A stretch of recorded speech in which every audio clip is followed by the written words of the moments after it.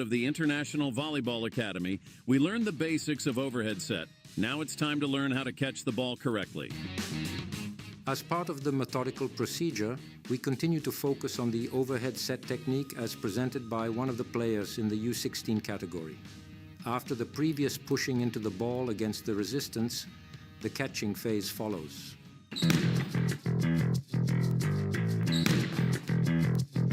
Of course, catching the ball in the correct hand position. We start after the throw. After a successful catch, we move on to throwing the ball, first over ourselves and then after a throw from a teammate. The principles from the first episode still apply. Wrists curled back, thumbs down in opposition to the other fingers. Index fingers and thumbs form a triangle, pinky edge of palm tilts from vertical to horizontal.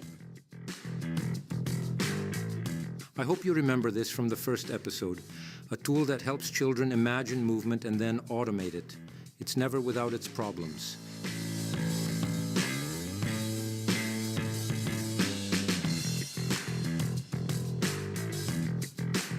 Here at 9 years old, the ball is not caught over the head, but in front of it.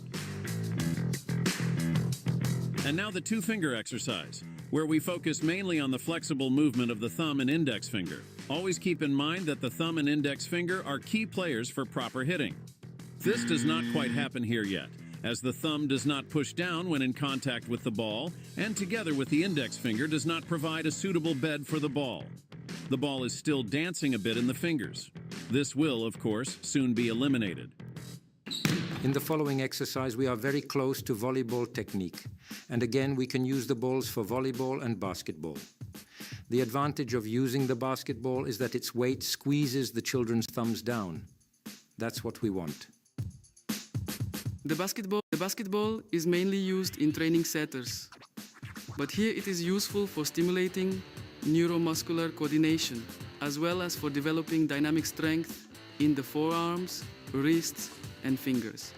And while you've got a basketball in your hands, try throwing it behind your head too. We're gonna need an overhead set soon.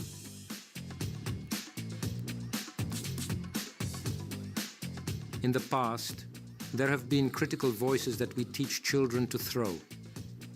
Yes, kids start by throwing, which in practice and in play manifests as pulling, but contact with the ball gradually shortens as they gain strength and their hands get bigger.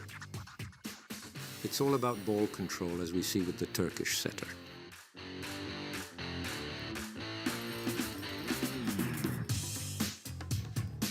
But before we get to more advanced exercises like these, there is one more basic element to master: movement under the ball, which involves movement and footwork in general.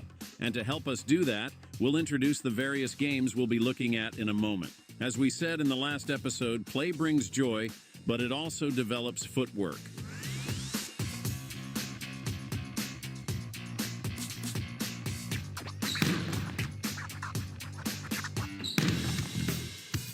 Part of the motor development for volleyball is not only hand coordination, but also foot coordination. Sometimes we will use the technical term locomotion. In the case of setting, simply effective movement under the ball. Not for nothing did our teachers say, volleyball is all about the legs. So what are we going to learn this time? We will divide the analysis of footwork into two topics. The first is active feet, the second is smart feet. Active legs is about stimulating the neuromuscular system of the legs through various activities such as athletics, gymnastics, or dance, which help children to realize that they have legs at all and need to use them actively. Just a kind of movement literacy of the feet. Smart feet is a term referring to the strategic use of the feet, that is, moving to the right place at the right time. This aspect is essential for effective performance in the fast-paced environment of a match, and manifests itself in the ability to not only initiate and accelerate movement, but also to adequately decelerate or stop, such as in this example from the Women's League. All of these exercises develop these skills.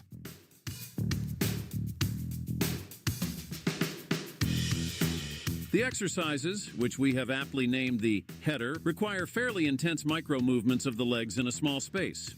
In volleyball, most things happen in micro-movements. It's logical.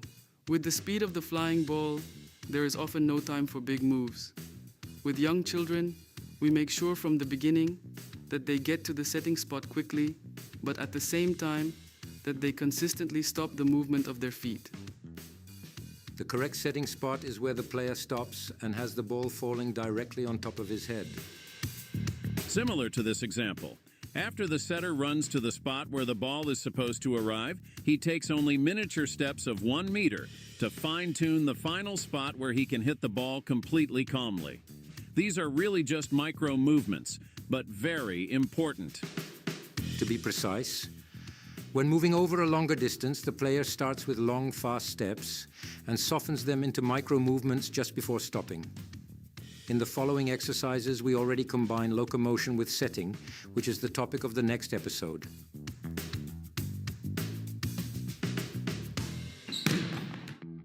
Of course, the key to the development of locomotion in children are games. For example, Red Mini Volleyball. Red Mini Volleyball is a competition for pairs up to 10 years of age on a 4.5x 9-meter pitch, where no bump pass is allowed, and instead one set to yourself is permitted. Red Mini Volleyball was created and is played just for the purpose of natural movement under the ball, plus it's great fun.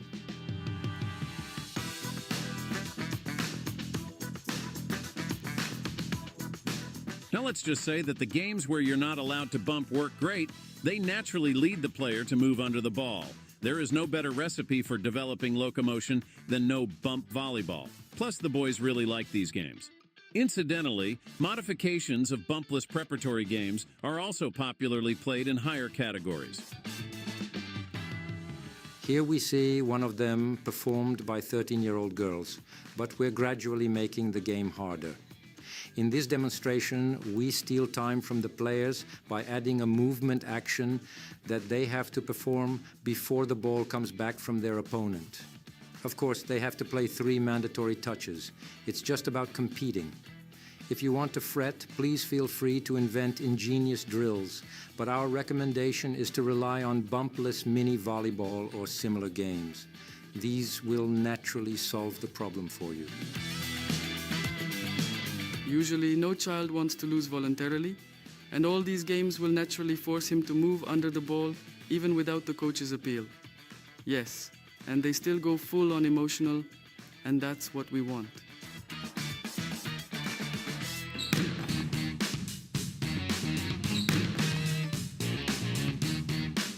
Final recap of key points. The praying, 2-finger, and thumbstick are all great helpers for proper setting.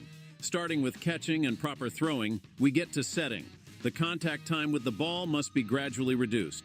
In training, we use a basketball that presses down with more thumb weight. The child needs both active feet as part of motor literacy and smart feet as a strategic element of the game.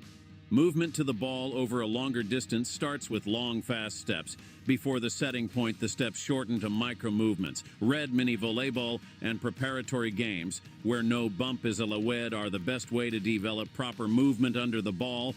The game will solve your feet for you. Great job! You already know how to get under the ball and set the ball. In the next episode, we'll cover the basics of bump pass.